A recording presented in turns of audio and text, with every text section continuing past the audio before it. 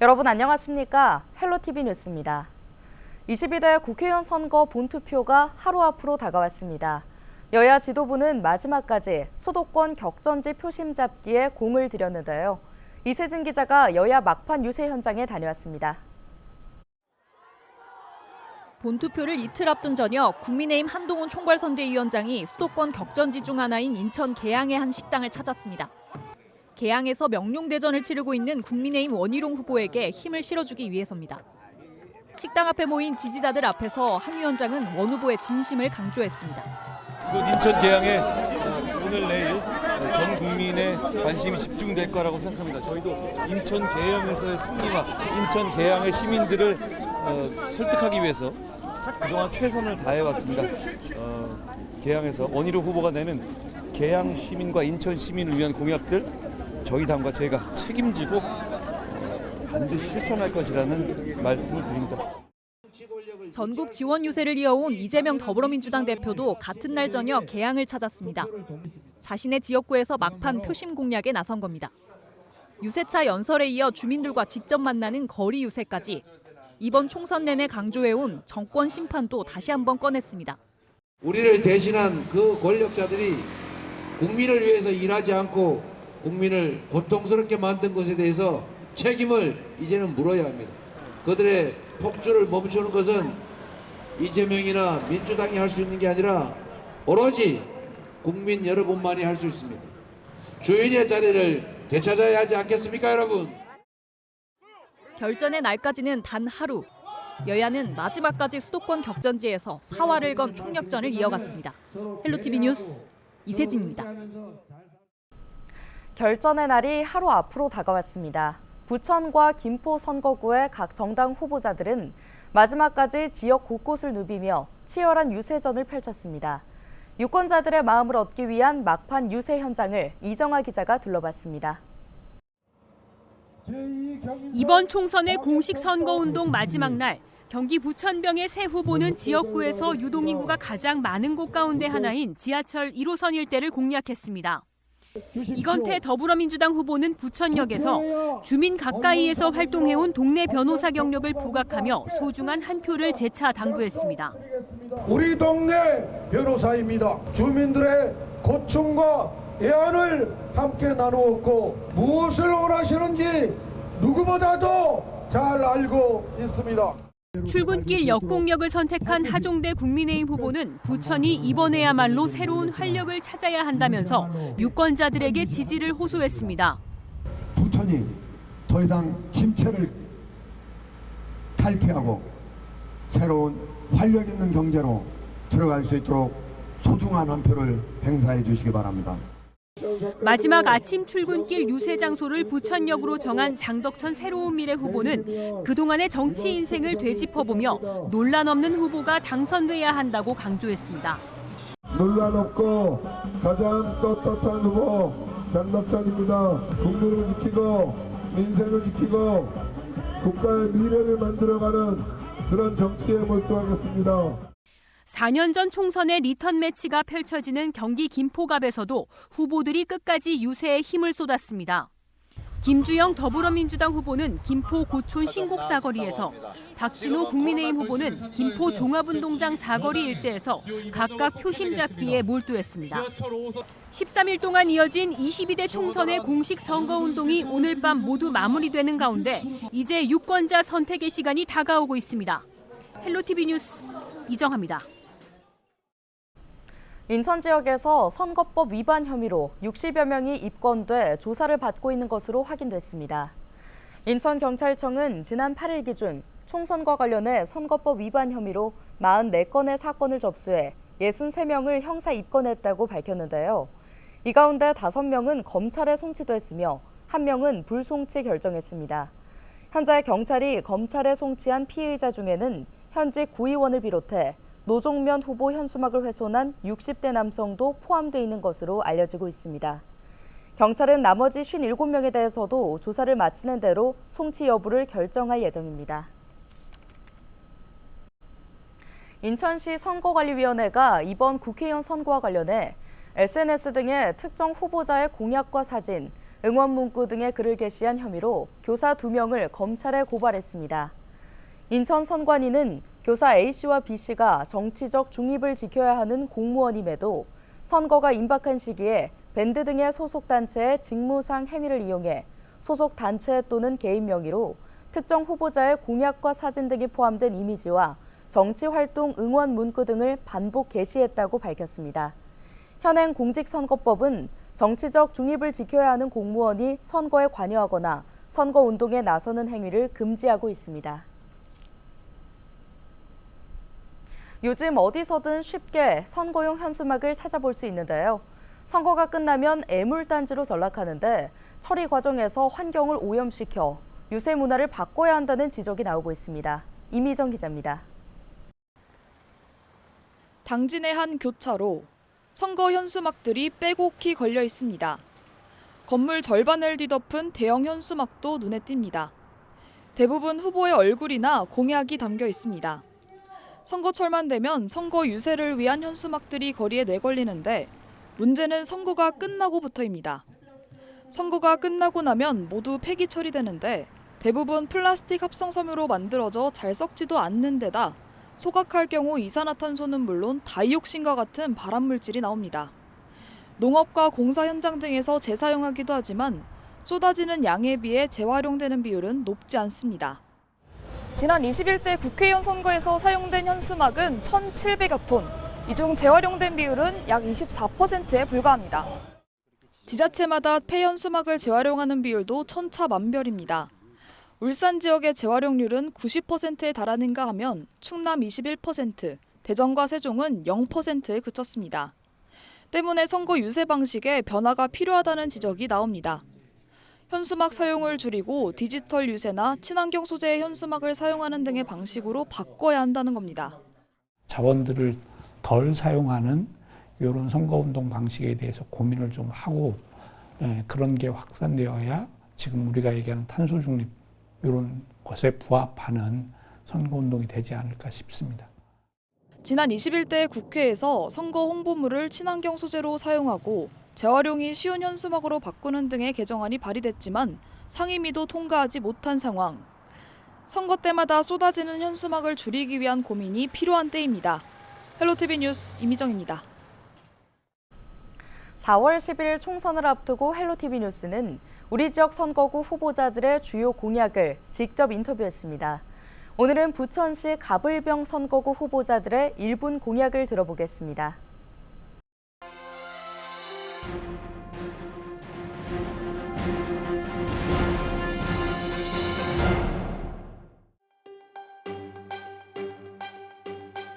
국민 비타민 서영석입니다. 지역주민 여러분과 함께 더 넓어진 부천갑에서 지역주민 여러분과 부천 발전을 위해서 일할 일꾼이 되겠습니다. 무엇보다 대장홍대선의 조기 착공을 통해서 사통 발달의 오정 지하철 시대를 완성시키겠습니다. 더 나아가서 GTX-D, GTX-E, GTX-F까지 조성을 해서 우리 부천의 사통 발달의 지하철 시대를 반드시 만들어 가겠습니다. 더 나아가 종합운동장역에 메가 역세권을 만들어서 복합문화 플랫폼 조성을 반드시 실현해 나가겠습니다. 뿐만 아니라 오랫동안 우리 지역을 가로막고 있던 경인선 지하화를 통해서 부천 발전을 혁신하고 변화해 나가겠습니다.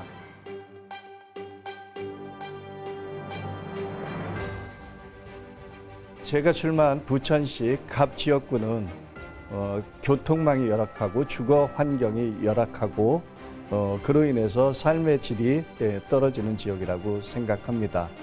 첫 번째 공약은 서울 편입을 적극적으로 추진하도록 하겠습니다. 그리고 두 번째는 GTX, B 노선, D 노선, F 노선, 특히 종합운동장을 중심으로 되어 있는 그 세 개의 노선을 적극적으로 신속하게 추진하여 부천시의 허브 교통망이 되도록 하겠습니다. 주거 환경을 개선하기 위하여 신도시와 부도심의 원스톱 재개발, 재건축을 이뤄내도록 하겠습니다. 아울러 경인고속도로와 철도를 신속하게 지화하여 부천 시민의 삶의 질의 향상에 기여하도록 하겠습니다. 감사합니다.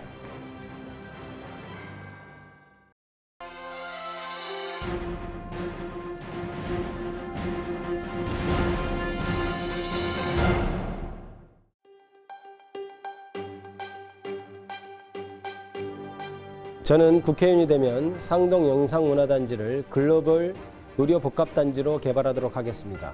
그것은 기존의 부천의 의료관광도시의 장점을 살려서 국내로부터 외국으로부터 많은 분들이 와서 치료를 받고 힐링까지 되는 시스템을 원스톱으로 구축되도록 하겠습니다.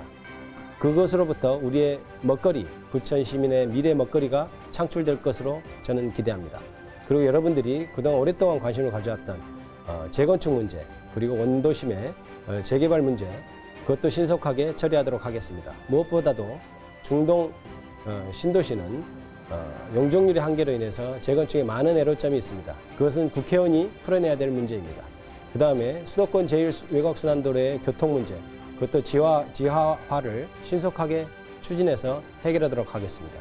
그리고 무엇보다 인구 유출의 가장 큰 문제가 됐던 교육 문제도 제가 책임지고 해결하겠습니다.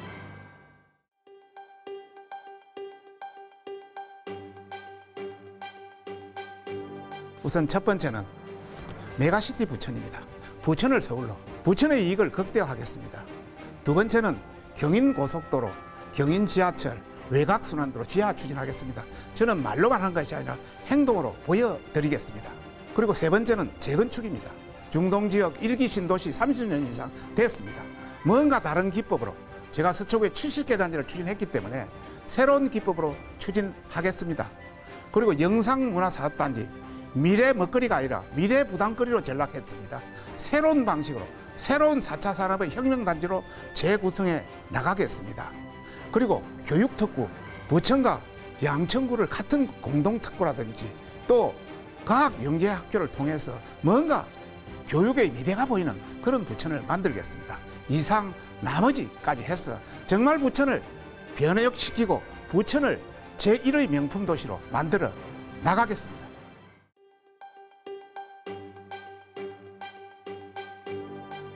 우리 부천은 1기 신도시 지역입니다. 그래서 이번에 1기 신도시 특별법을 만들었습니다. 재건축, 재개발을 할 수 있도록 했기 때문에 이 특별법 내용대로 우리 신중동 이 지역이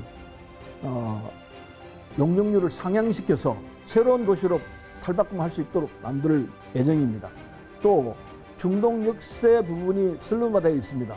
이 부분을 재개발한 문제가 남아 있습니다. 근데 지금 진행되고 있는데 그걸 제가 주도했습니다. 그래서 이번에 그 일을 마무리 지을 수 있도록 제가 해야 되겠다는 생각이 있고요.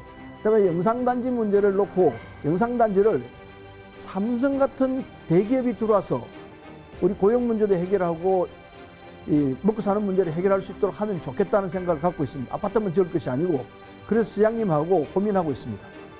앞으로 우리 부천은 커지는 도시를 만들겠습니다.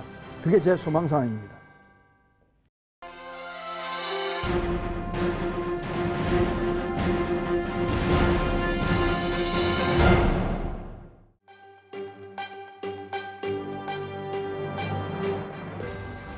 부천병 지역에는 크게 두 가지 현안이 있습니다. 부천병 지역에 속한 온도심의 주거환경 정비 문제입니다. 주민들이 주거환경이 매우 열악해서 큰 불편을 겪고 있습니다.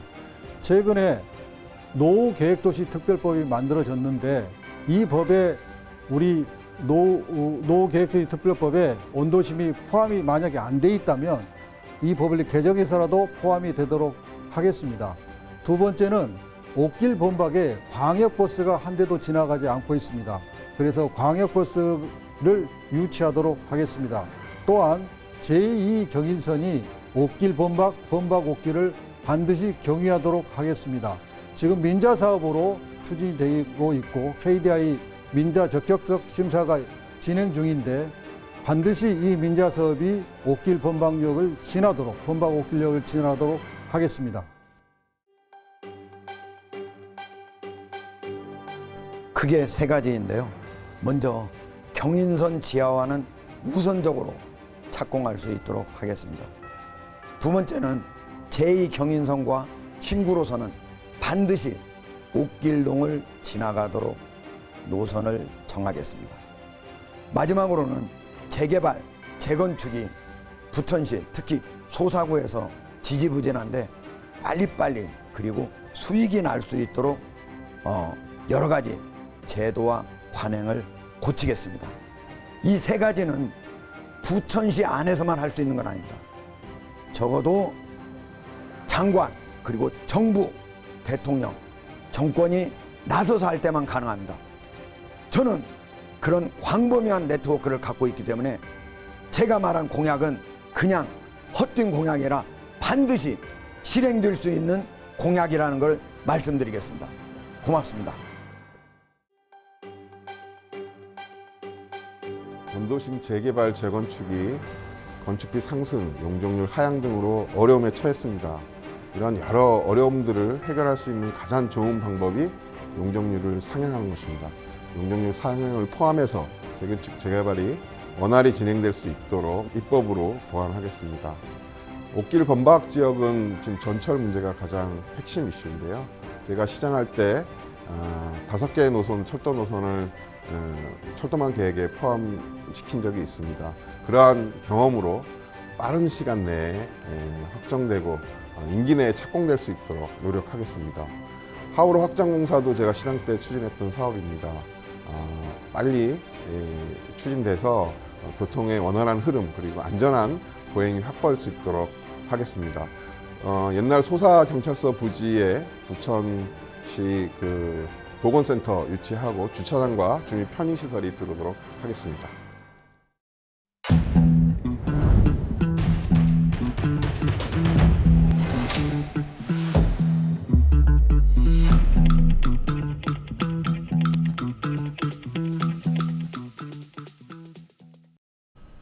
경기도 김포에서 전 직장 동료를 흉기로 찔러 숨지게 한 60대 남성이 경찰에 붙잡혔습니다.